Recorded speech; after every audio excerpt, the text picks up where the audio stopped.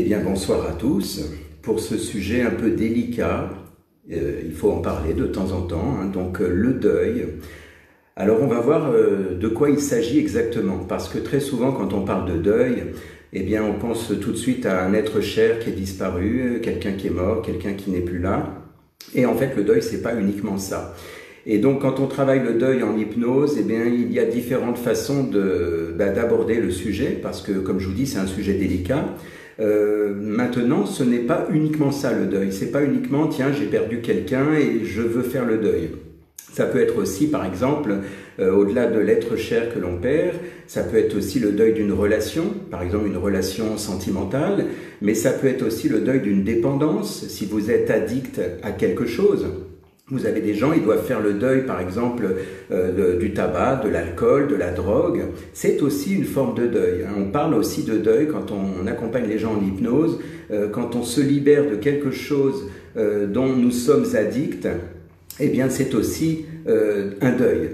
Et puis, bien sûr, il y a aussi un autre deuil qu'on oublie souvent d'évoquer, c'est le deuil des habitudes, des rituels, les choses qui font qu'à un moment donné, ça devient difficile de quitter notre zone de confort. Et en fait, c'est faire le deuil de cette zone de confort dans laquelle on est dans une sorte de cocon. Et alors, ce qui est paradoxal, c'est quand on est dans cette zone de confort, on parle de zone de confort, ce n'est pas toujours confortable, mais c'est quelque part l'idée de prendre le risque de sortir de cette zone, nous dérange. Et donc faire le deuil, ça peut être aussi tout ça. Donc vous voyez, c'est assez dense en fait. Faire le deuil, c'est pas uniquement la personne qui est décédée et puis ça y est, on va faire le deuil. Donc voilà, c'est pour cette raison que je voulais donner un petit peu d'informations à ce sujet ce soir, parce que l'idée c'est que beaucoup de gens sont dans l'idée qu'il faut, pour faire le deuil, il faut oublier, il faut tourner la page, il faut penser à autre chose, qu'importe le type de deuil, là je parle tous les deuils confondus. L'objectif justement n'est surtout pas de faire ça, parce qu'en réalité, le but de faire le deuil, ce n'est pas d'être dans le déni. Il y a beaucoup de gens qui font comme si, voilà, ça y est, je n'y pense plus, ça n'existe plus. Ils avancent dans leur vie et un beau jour, eh bien, ils ont un petit retour en fait dans leur cerveau. C'est oh, zut, qu'est-ce qui se passe? Je me réveille et je me rends compte que finalement mon deuil n'était pas fait. Donc faire le deuil, c'est vraiment se libérer. Il faut voir ça comme une libération. En réalité, quand on vous dit, par exemple, par rapport à une relation amoureuse, tiens, il faut tourner la page, t'as qu'à l'oublier, etc. En réalité, on ne peut pas, et ce n'est pas le but d'oublier. Le but, c'est de garder quelque part ce que l'on a vécu, parce que ça fait partie de votre expérience. Il y a des choses qui ont existé, et après tout, ça fait partie d'un apprentissage, d'une expérience, de quelque chose que vous devez garder. En revanche, ce dont on cherche à se libérer quand on fait le deuil, c'est de la souffrance qui restait. La souffrance qui peut être des fois une tristesse, un mal-être, une oppression, mais ça peut aussi être la souffrance d'une colère, d'une rancœur, d'une injustice. C'est ça, faire le deuil. C'est se débarrasser de ça, mais ce n'est surtout pas de se débarrasser de tout ce que l'on a vécu. Si c'est par exemple une personne avec qui nous étions en couple, ou alors si c'est une personne qui est décédée et qui était un être cher, eh bien on n'est pas là pour dire voilà, on va oublier, ça n'existe plus. Imaginez, moi j'ai reçu récemment quelqu'un qui me disait oui, mais moi le problème c'est que je n'arrive même plus à ouvrir l'album de famille parce que c'était quelqu'un de sa famille qui n'est plus là. Et le but finalement n'est pas d'entrer dans le côté tabou où il ne faut plus toucher à ça, il faut plus l'ouvrir, c'est fini, ça y est, c'est camouflé. Non, parce que en plus la personne, elle a des enfants, des petits-enfants, et peut-être qu'un jour, eh bien, on lui dira tiens, on aimerait bien voir nous à quoi ressemblait telle ou telle personne de la famille. Eh bien, l'idée, c'est de pouvoir rester serein, si on parle de ce deuil-là, de pouvoir rester serein et de dire, voilà, tiens, ça c'est ton grand-père, voilà, ça c'est ta mère, etc.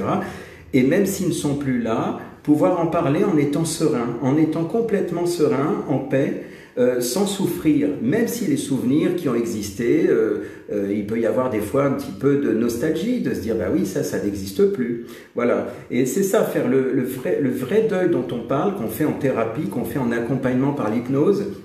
ce n'est pas d'oublier la personne. Donc j'aimerais quand même rassurer les gens qui s'inquiètent, parce qu'il y a beaucoup de gens qui se posent la question et qui se disent « Oui, mais moi, si je fais le deuil, ça m'embête parce que j'ai pas envie d'oublier. » Surtout quand c'est le deuil d'une personne qui est décédée, personne n'a envie d'oublier la personne qu'on a aimée et qui est partie.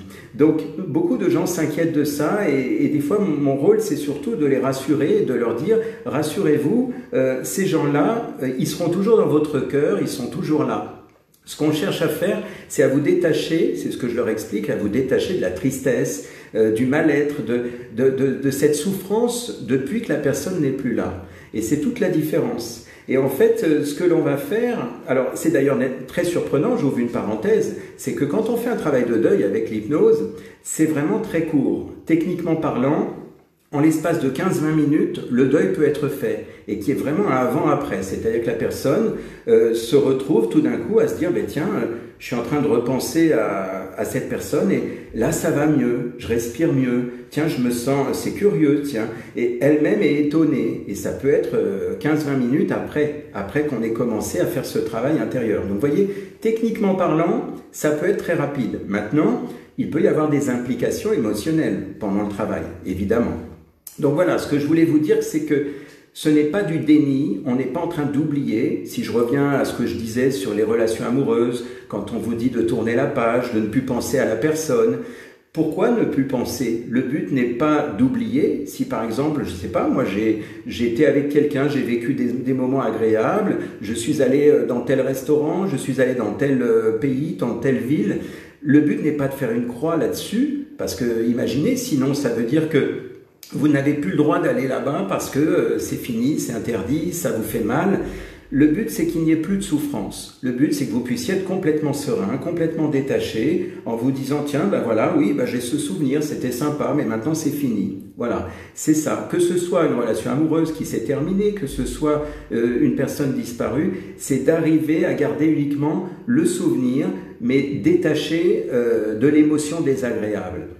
Ce que je voulais aussi vous dire, c'est que le souvenir, donc, il est toujours présent de toute façon, c'est juste la souffrance qui disparaît. Et donc, quand on fait ce travail de deuil, si je reviens sur le deuil d'une personne disparue, d'une personne qui est décédée, c'est important surtout de bien vous rappeler que faire le deuil, c'est se libérer. Ce n'est pas faire une croix, entre guillemets, sur le souvenir, sur la personne. Si vous voulez, quand la personne a fait un travail de deuil, qu'elle a fait ce travail de deuil, que ça a vraiment agi sur elle, elle peut parler de cette personne, on peut lui donner, imaginez, vous croisez quelqu'un qui vous donne le prénom de cette personne, imaginez, vous voyez une photo de cette personne, et bien quelque part, vous êtes simplement à regarder cette photo. Et vous n'avez plus ni d'amertume, ni de tristesse, ni de douleur, ni de ce genre de choses. Et ça, c'est quand même libérateur.